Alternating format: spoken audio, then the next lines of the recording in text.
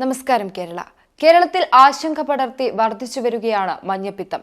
പെരുമ്പാവൂരിലെ വേങ്ങൂർ പഞ്ചായത്തിലും മലപ്പുറം ജില്ലയിലും മഞ്ഞപ്പിത്തം പടരുകയാണ്.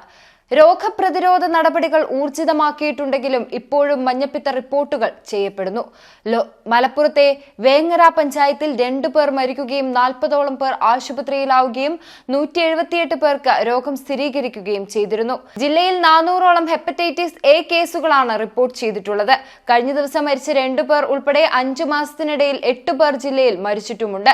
വെള്ളം, ഭക്ഷണം എന്നിവയിലൂടെയാണ് പ്രധാനമായും ഹെപ്പറ്റൈറ്റിസ് എ പടരുന്നത്. വ്യക്തിശുചിത്വവും പരിസര ശുചിത്വവും പാലിക്കുകയാണ് രോഗം വരാതിരിക്കാനുള്ള മാർഗങ്ങൾ.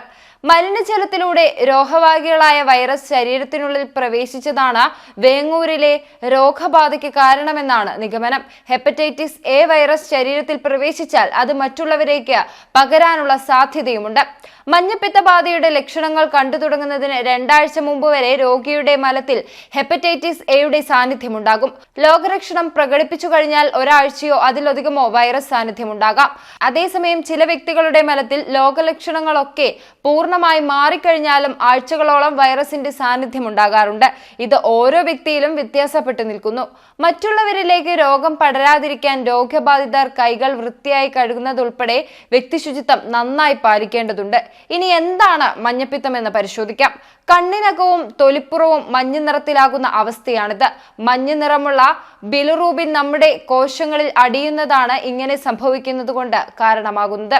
പല കാരണങ്ങളാൽ രക്തത്തിൽ ബിലിറൂബിന്റെ അളവ് ഉയരാനിടയുണ്ട്. ഇനി എന്താണ് ഹെപ്പറ്റൈറ്റിസ് എന്ന് നോക്കേണ്ടതുണ്ട്. കരളിനുണ്ടാകുന്ന വീക്കം എന്ന് ഹെപ്പറ്റൈറ്റിസിനെ പറയാം.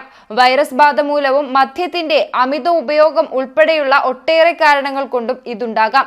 വൈറസ് ബാധ മൂലമുള്ളതിനെ വൈറൽ ഹെപ്പറ്റൈറ്റിസ് എന്ന് വിളിക്കുന്നു. A, B, C എന്നിങ്ങനെ 3 വിധത്തിലുള്ള വൈറസ് ഹെപ്പറ്റൈറ്റിസ് ആണ് പ്രധാനമായും കണ്ടുവരുന്നത്. ഇതിൽ ഹെപ്പറ്റൈറ്റിസ് എ ആണ് കേരളത്തിലെ ചില ഭാഗങ്ങളിൽ ഇപ്പോൾ റിപ്പോർട്ട് ചെയ്യപ്പെട്ടിട്ടുള്ളത്. മലിനജലത്തിലൂടെയും ഭക്ഷണത്തിലൂടെയുമാണ് ഹെപ്പറ്റൈറ്റിസ് എ പടരുന്നത്. വൃത്തിഹീനമായ അന്തരീക്ഷത്തിൽ ഭക്ഷണം പാകം ചെയ്യുന്ന ഇടങ്ങളിൽ ഇതുണ്ടാകാം. വായിലൂടെ ശരീരത്തിൽ പ്രവേശിക്കുന്ന വൈറസ് കരളിലെത്തുന്നു. വലിയ തോതിൽ ഹെപ്പറ്റൈറ്റിസ് എ വൈറസ് ബാധിച്ച ആളുകളുടെ പിത്തനാളിയിൽ ഈ വൈറസ് വലിയ തോതിലുണ്ടാകും. ഇത് അവരുടെ കുടൽമാലകളിലൂടെ കടന്ന വിസർജ്യത്തിലൂടെ പുറത്തെത്തും. ഈ മലം വെള്ളത്തിൽ കലരുകയും അതുവഴി മറ്റുള്ളവരിൽ ഉള്ളിലേക്ക് എത്തുകയും ചെയ്താൽ അവരും രോഗബാധിതരാകും. രോഗിയിൽ ലക്ഷണങ്ങൾ പ്രകടമാകുന്നതിന് 2 ആഴ്ച മുമ്പ് തന്നെ വൈറസ് പടർന്നു തുടങ്ങും. തനിക്ക് രോഗബാധ ഉണ്ട് എന്ന് ആ വ്യക്തി മനസ്സിലാക്കുന്നതിന് വളരെ മുമ്പായിരിക്കും അത്. അതുകൊണ്ട് തന്നെ ആളുകൾ തിങ്ങിപ്പാർക്കുന്നിടത്ത് വൈറസ് ബാധ പടരുന്നത് തടയാൻ അത്ര എളുപ്പമല്ല. ഇത് മഞ്ഞപ്പിത്തമായി മാറുന്നതോടെ വൈറസ് പുറത്തു വരുന്നത് കുറയുകയും പടരുന്നതിന്റെ അളവ് കുറയുകയും ചെയ്യാം. അപ്പോൾ വലിയ ജാഗ്രതയാണ് ഇപ്പോൾ കേരളത്തിൽ വേണ്ടത്.